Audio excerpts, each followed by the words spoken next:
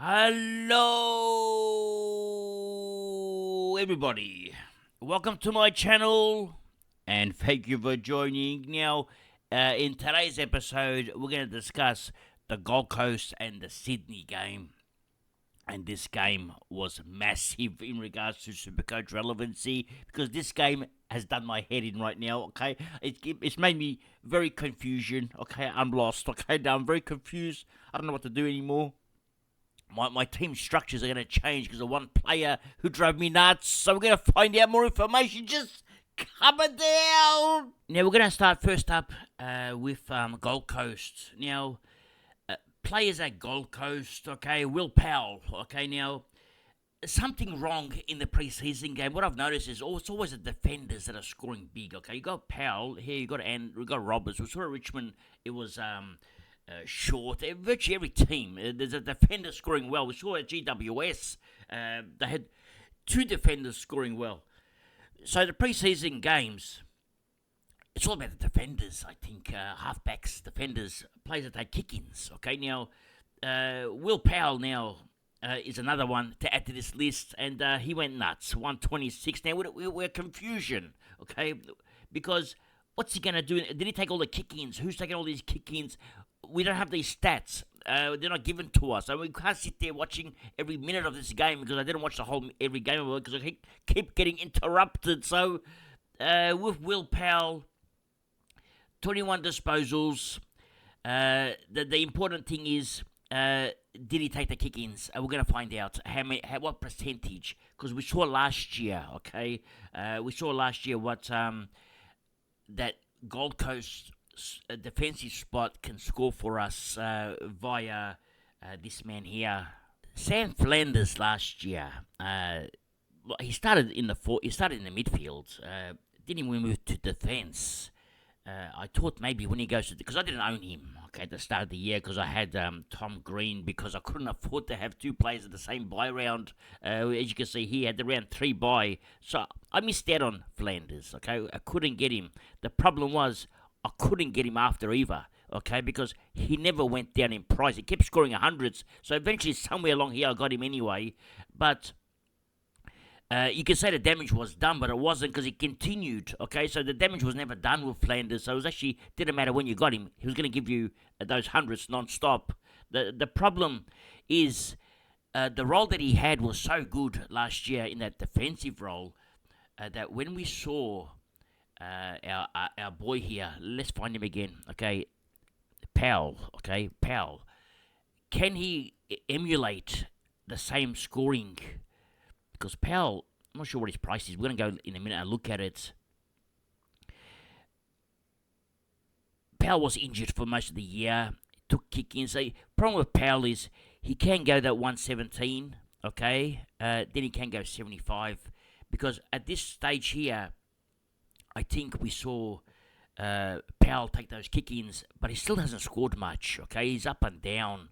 So that is a bit scary, owning Powell. I don't think he's going to be the same thing as owning the other jet that we just mentioned before. So I think he's a pass. Now, going further down at Gold Coast, Anderson. Now, he had 35 touches. Now, it's a practice game. It doesn't matter, right? But at the end of the day, it's still 35 touches. And no one tagged him. And when no one tags him and he runs a mark and he's captain now, he could be anything. So the 124 Supercoach points, 35 touches, it is impressive, okay? We'll look later on at his ownership.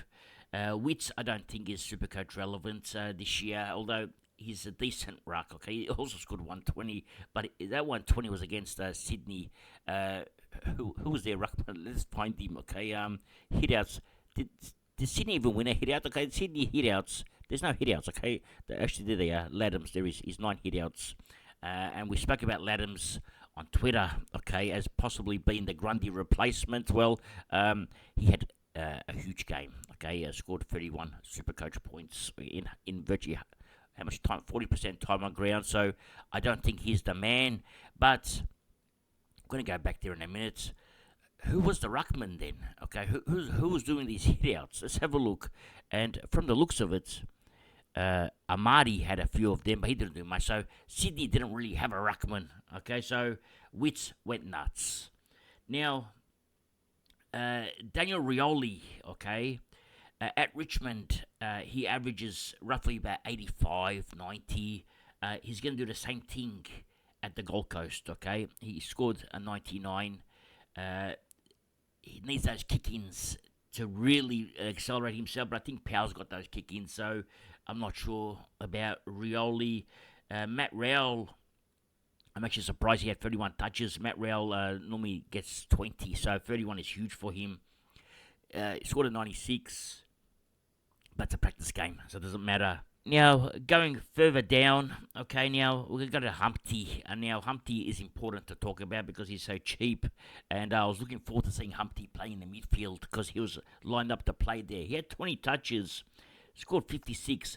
Problem with Humpty, okay, and he's a good boy, okay, Humpty, okay. Now, Hardwick thinks he's a clone of the Goey and Dusty Martin, okay. Now, I can tell you he's not. The difference between Dusty and the Goey, okay, compared to Humpty, well, the Goey is the Kmart special of Dusty.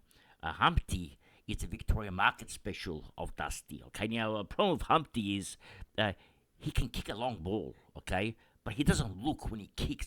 There's no thinking when he kicks. He just gets the ball and just boots it, okay.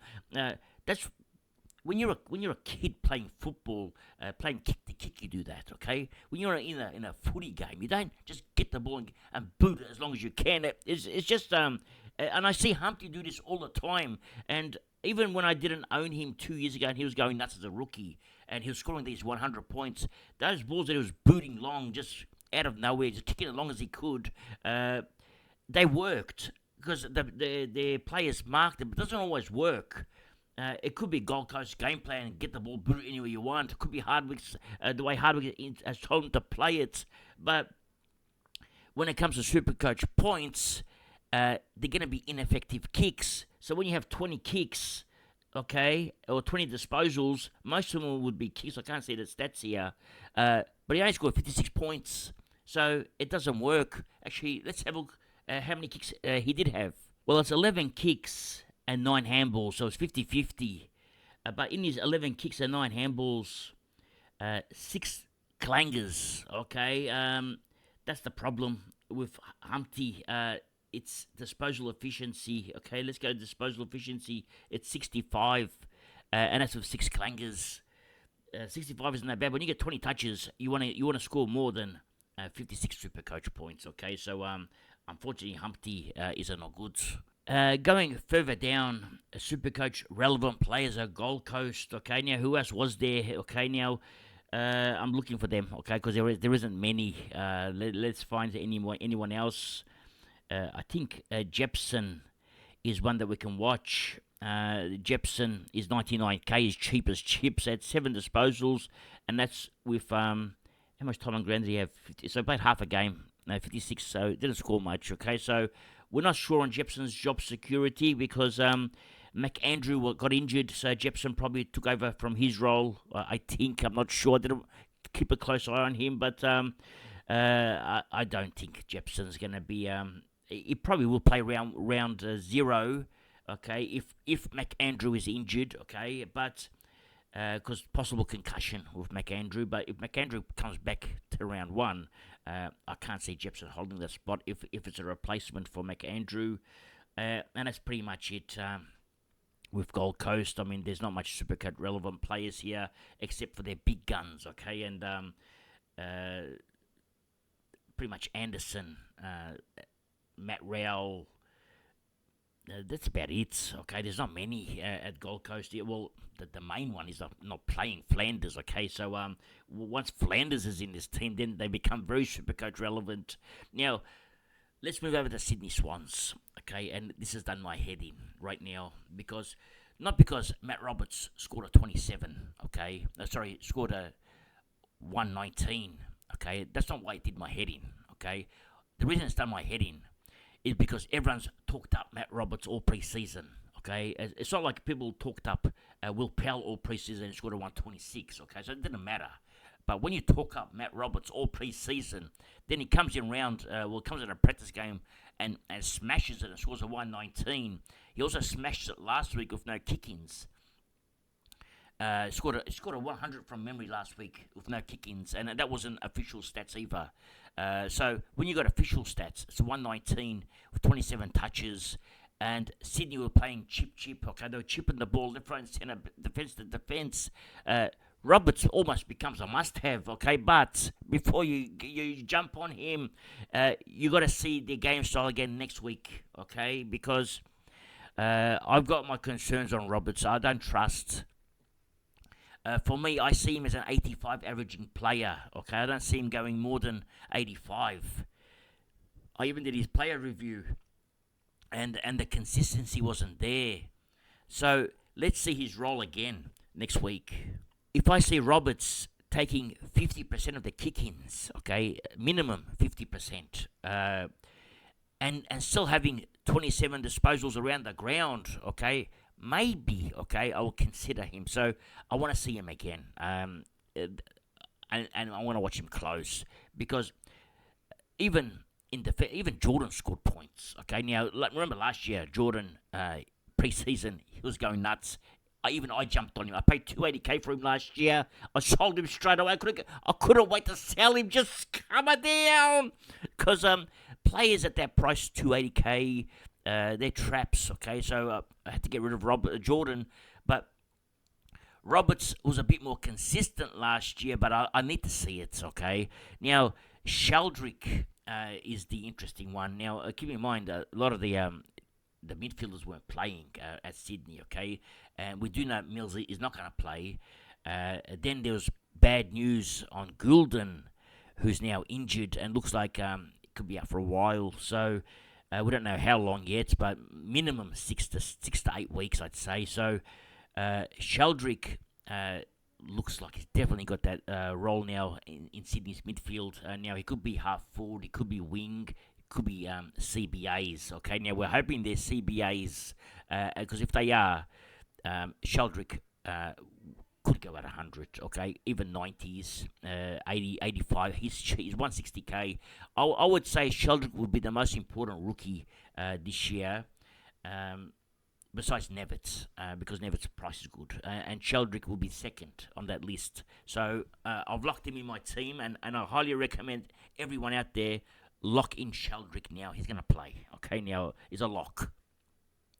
Now going further down, players of note. Let's have a look. There's nobody here so far. Now Lloyd scored the 86. He was actually second highest scorer at one stage, but his Supercoach relevancy, I think now Lloyd goes on that wing now to replace Goulden. I think Lloyd is that man, which then leaves Roberts more opportunities to be the player that's distributor. Okay, so they're going to have two distributors. I'd say Roberts is one of them, so I want to keep an eye where Lloyd's going to play. Now, going further down, Bice. Okay, is that how you pronounce it? It's Bice. Now, he had 14 disposals. He only had 58% time on ground. He's a cheap rookie. I really hope he plays. Okay, if he plays, is another lock. We could actually end up having a lot of defenders. Now we had none. Now we're gonna end up like about 5 or 6, I think, because not only did Bice do well, but Payton was half decent as well. And Payton had more time on ground, 81%. Also scored 60 odd. He's about 130K. So they're both relevant. Now Nick Blakey only played 40%. So this is the problem.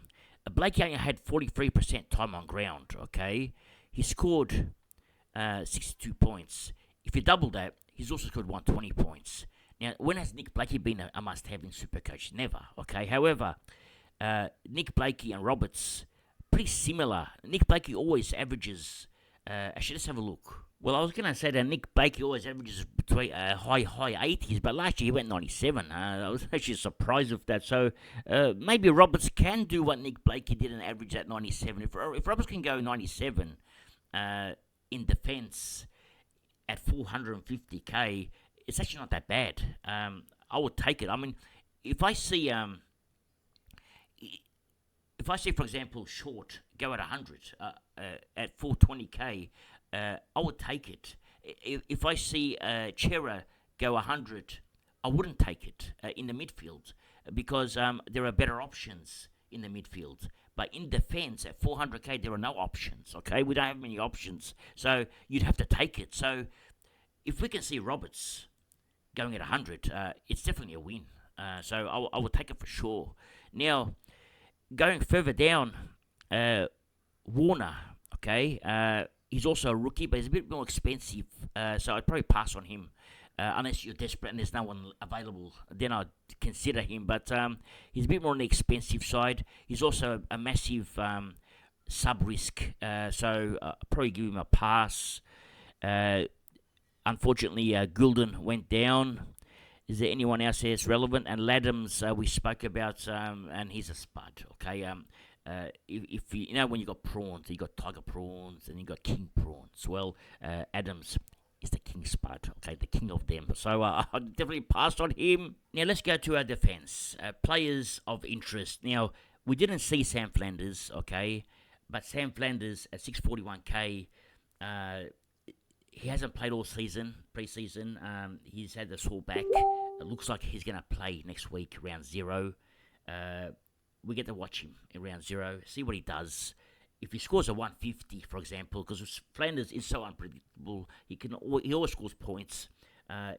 You could almost say he'll be a must-have, even if he's bad buy round. So we'll see how he goes. Now, Blakey at his price, I would pass on at 525k. Rioli is a pass. Powell at 477k. Let's see how many kick-ins he takes, but a bit risky. Okay, I'd probably pass on him as well.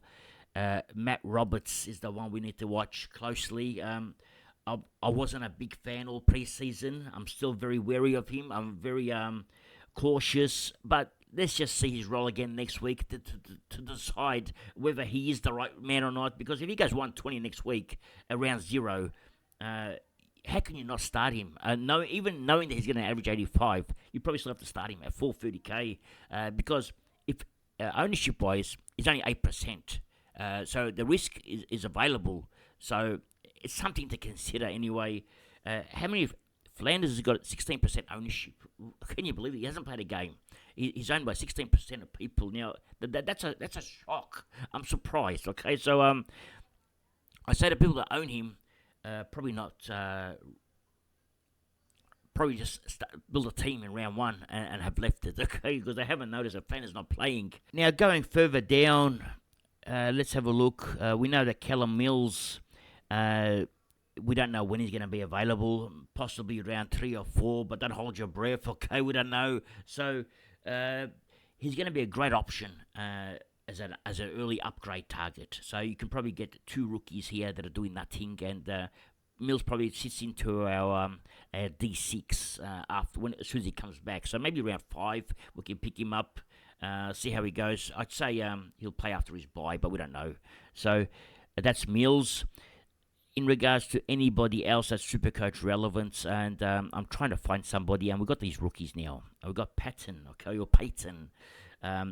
Could be cousins with our boy Al Payton. We're not sure. So we're gonna ask Al Payton. Does he know anything about Payton here? So maybe Ben and Al are friends. Okay, so it could be cousins. So maybe he has some information he hasn't told us. We're gonna find out. Just calm it down. Now, is there anyone else of any interest? Well, we had one more player. Where is he? Where's Bice? Why can't I find Bice? Okay, I'm going blind. Okay, there he is. Okay, that's Bice.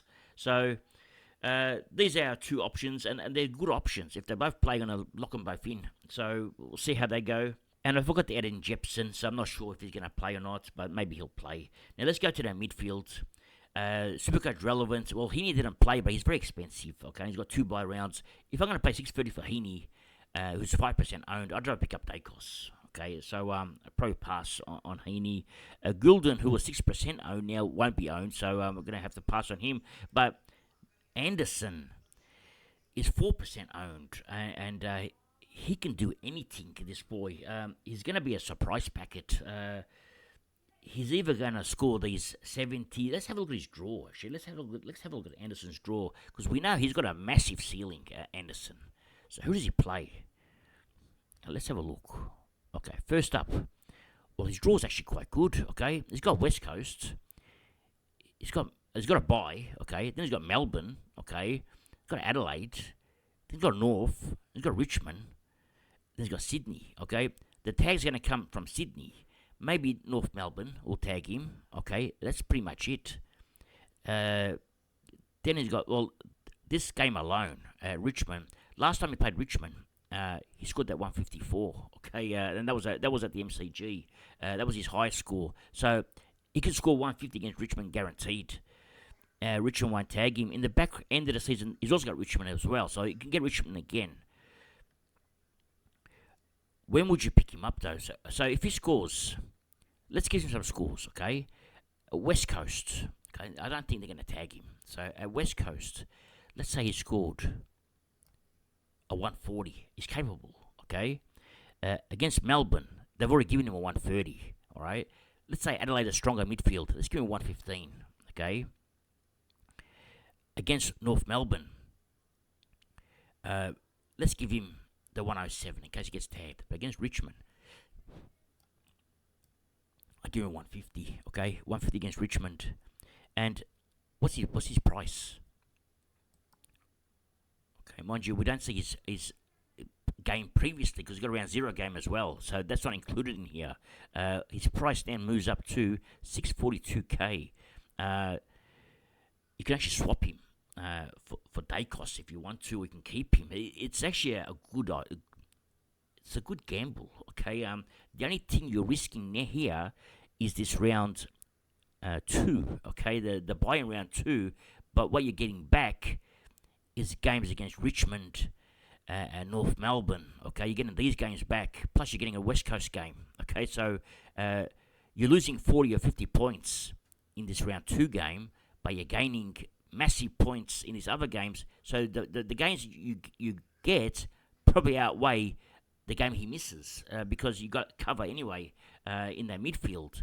It's something I'm going to consider now. I've talked myself into this. I can't come it down. I'm going to watch him again this week. Now, who else is there to consider here? We'll go with Matt Rowell, okay? And the weapon from last year, he's not the weapon this year, so I haven't labelled him the weapon. So, but a bit of his forward role worries me a bit, so I'm going to pass on him this year. There are no Sydney players so far. They could pop in there. Last year, Taylor Adams was a possibility as our forward. Still is a possibility, especially with Mills going down. Also now with another player going down, Gulden. Probably let's watch. Actually, let's put him over here. Let's watch Taylor Adams, okay? Although I'm very skeptical of Taylor Adams, okay? So I'm saying this just for content because I wouldn't really highly consider him, but just to be safe, we've got to leave no stones unturned. So let's leave Adams there for now. Let's get back to this midfield again. I don't think Touk Miller is an option this year. We'll go further down. Graham was great for us last year, but that was last year, okay? Forget about last year, though he was a rookie then. Sheldrick is the one I like, okay? Now, I think he has to be in every team. He's in 13%, okay? He needs to be in 100% of teams. Sheldrick is a lock. Going further down, that's about it. The only other player here was Lombard, but unfortunately the young man is injured and doesn't say there's no recovery time for him. So Lombard probably going to be a downgrade option. You can get him later on during the season. Now in the rucks, Grundy is out. We're not sure how long, possibly 4 to 6 weeks. Okay, we don't know.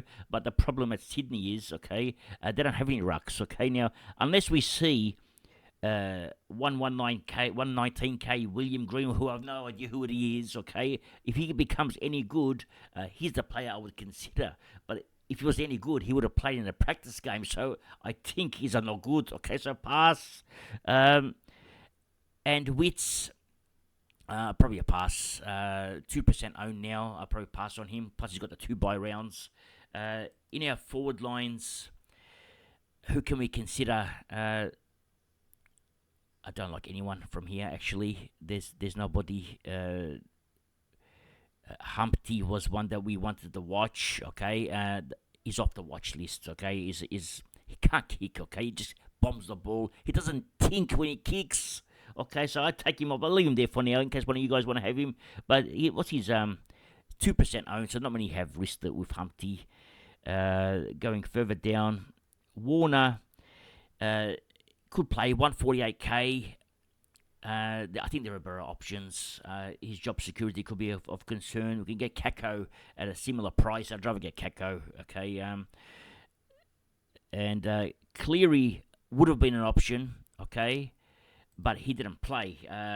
I'd say he's going to be a big option after his suspension. And he probably will play, okay? He got caught with the white stuff or something like that off memory. So I'm not sure what happened to him. But he got a club suspension. So hopefully when he comes back, they put him in. And he could be a good option if we can't find something. If one of our players here let us down or break down or get dropped, you can always go down to Cleary, who could get some good minutes. And that's pretty much it for this game. Okay, now it's nearly 3 o'clock and my game is going to start, so I need to watch it. So we're going to end it here and say that's all for today. Thank you for joining. And remember one thing. It's nice to be important, but it's important to be nice. Ciao for now. That was out of bounds. That was out of bounds.